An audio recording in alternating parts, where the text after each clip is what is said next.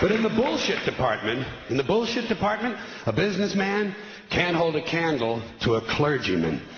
Because I got to tell you the truth, folks. I got to tell you the truth. When it comes to bullshit, big time, major league bullshit, you have to stand in awe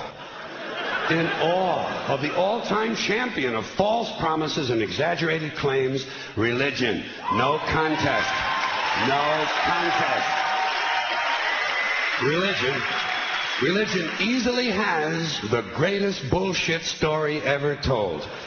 Think about it. Religion has actually convinced people that there's an invisible man living in the sky who watches everything you do every minute of every day.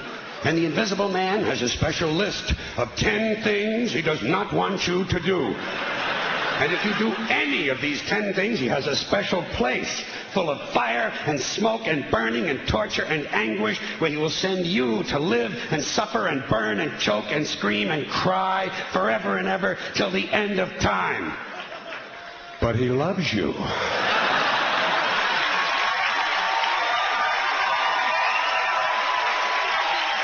He loves you. He loves you and he needs money. He always needs money. He's all powerful, all perfect, all knowing, and all wise. Somehow, just can't handle money. Religion takes in billions of dollars. They pay no taxes, and they always need a little more. Now, you talk about a good bullshit story.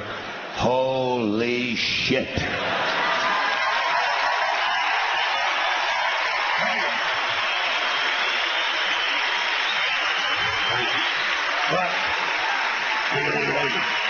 Thank you very much. But I want you to know something. This is sincere. I want you to know, when it comes to believing in God, I really tried. I really tried. I tried to believe that there is a God who created each of us in his own image and likeness, loves us very much, and keeps a close eye on things.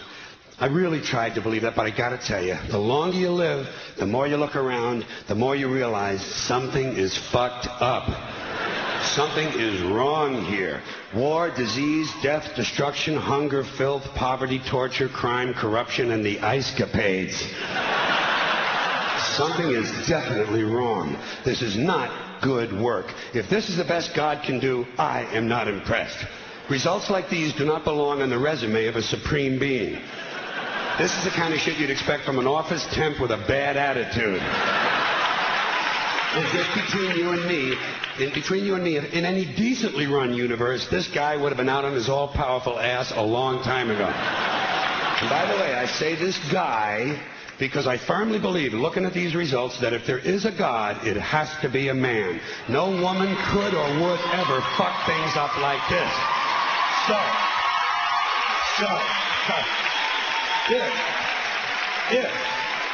If there is a God, if there is, I think most reasonable people might agree that he's at least incompetent and maybe, just maybe, doesn't give a shit.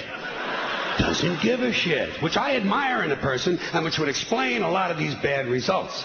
So rather than be just another mindless religious robot, mindlessly and aimlessly and blindly believing that all of this is in the hands of some spooky, incompetent father figure who doesn't give a shit, I decided to look around for something else to worship, something I could really count on. And immediately, I thought of the sun. Happened like that.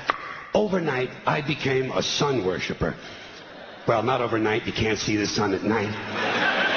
But first thing the next morning, I became a sun worshiper. Several reasons. First of all, I can see the sun. Okay? Yes. Unlike some other gods I could mention, I can actually see the sun. I'm big on that. If I can see something, I don't know, kind of helps the credibility along, you know? So every day I can see the sun as it gives me everything I need. Heat, light, food, flowers in the park, reflections on the lake, an occasional skin cancer, but hey, at least there are no crucifixions, and we're not setting people on fire simply because they don't agree with us. Sun worship is fairly simple. There's no mystery, no miracles, no pageantry, no one asks for money, there are no songs to learn, and we don't have a special building where we all gather once a week to compare clothing. And the best thing about the sun, it never tells me I'm unworthy. Doesn't tell me I'm a bad person who needs to be saved. Hasn't said an unkind word. Treats me fine. So I worship the sun. But I don't pray to the sun. Know why? I wouldn't presume on our friendship. It's not polite. I've often thought people treat God rather rudely, don't you? Asking trillions and trillions of prayers every day, asking and pleading and begging for favors. Do this, give me that, I need a new car, I want a better job. And most of this praying takes place on Sunday, his day off. It's not nice, and it's no way to treat a friend. But people do pray, and they pray for a lot of different things. You know, your sister needs an operation on her crotch. Your brother was arrested for defecating in a mall. But most of all, you'd really like to fuck that hot little redhead down at the convenience store. You know, the one with the eye patch and the club foot. Huh? Can you pray for that? I think you'd have to. And I say, fine, pray for anything you want. Pray for anything. But what about the divine plan? Remember that? The divine plan. Long time ago, God made a divine plan. Gave it a lot of thought, decided it was a good plan, put it into practice. And for billions and billions of years, the divine plan has been doing just fine. Now you come along and pray for something. Well, suppose the thing you want isn't in God's divine plan. What do you want him to do? Change his plan? Just for you? Doesn't it seem a little arrogant? It's a divine plan. What's the use of being God if every rundown schmuck with a $2 prayer book can come along and fuck up your plan? And here's something else, another problem you might have. Suppose your prayers aren't answered. What do you say? Well, it's God's will. Thy will be done. Fine, but if it's God's will and he's going to do what he wants to anyway, why the fuck bother praying in the first place? Seems like a big waste of time to me. Couldn't you just skip the praying part and go right to his will? It's all very confusing. So to get around a lot of this, I decided to worship the sun. But, as I said, I don't pray to the sun. You know who I pray to? Joe Pesci. Joe Pesci. Joe Pesci. Two reasons. First of all, I think he's a good actor, okay? To me, that counts. Second, he looks like a guy who can get things done. Joe Pesci doesn't fuck around. Doesn't fuck around.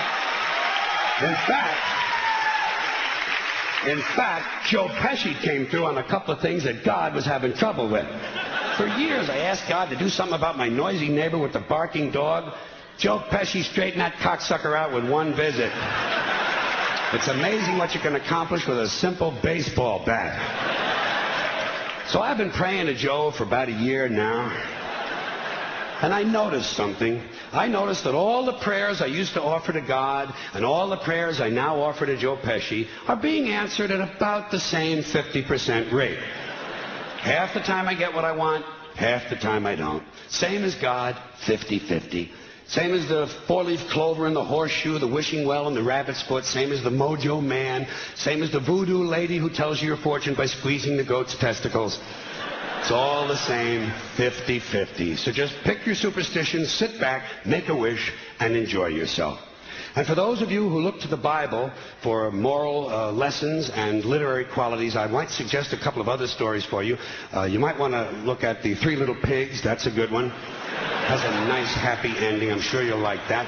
Then there's Little Red Riding Hood, although it does have that X-rated part where the big bad wolf actually eats the grandmother, which I didn't care for, by the way. And finally, I've always drawn a great deal of moral comfort from Humpty Dumpty. The part I like the best, all the king's horses and all the king's men couldn't put Humpty Dumpty back together again. That's because there is no Humpty Dumpty and there is no God.